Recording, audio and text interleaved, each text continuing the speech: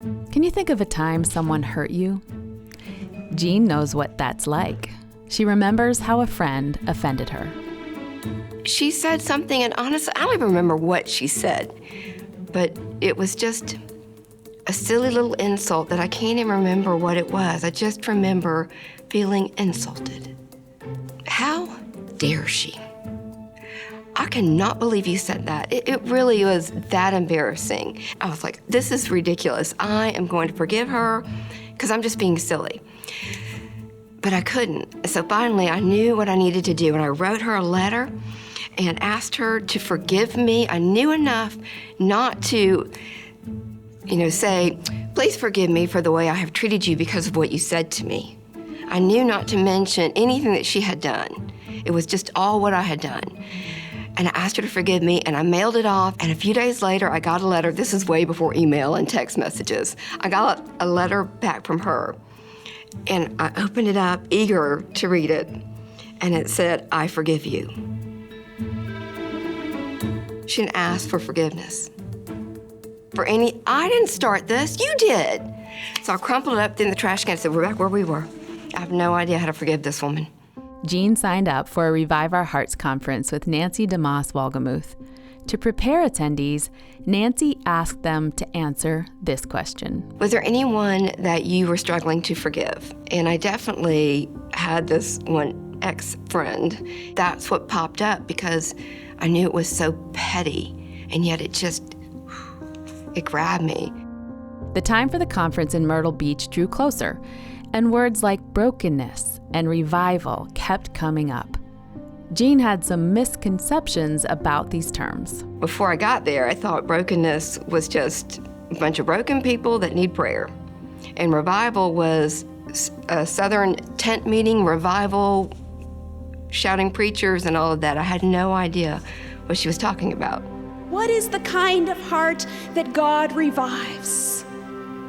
The heart that God revives is the broken, the contrite, the humble heart. I had no idea what she was talking about. But when she laid it out in the Bible and took us through what it really means. It's a lifestyle of unconditional, absolute surrender of my will to God. And over the course of the weekend, I discovered how much pride lived in my heart.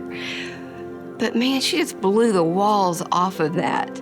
And I had no idea that I was actually somebody that was eaten up with pride.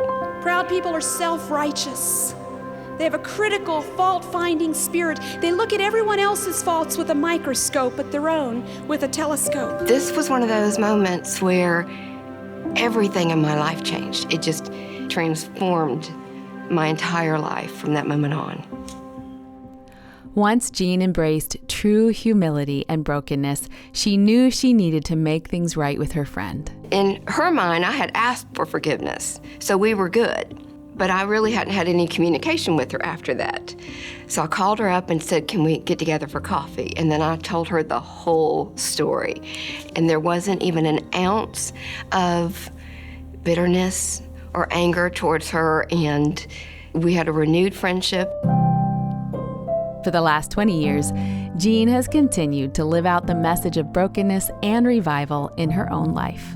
I'm very thankful for everything that Revive Our Hearts has done for me personally. I really don't know where my story would be today without the influence of Revive Our Hearts, because I was blind to my pride, and it hurt a lot of people.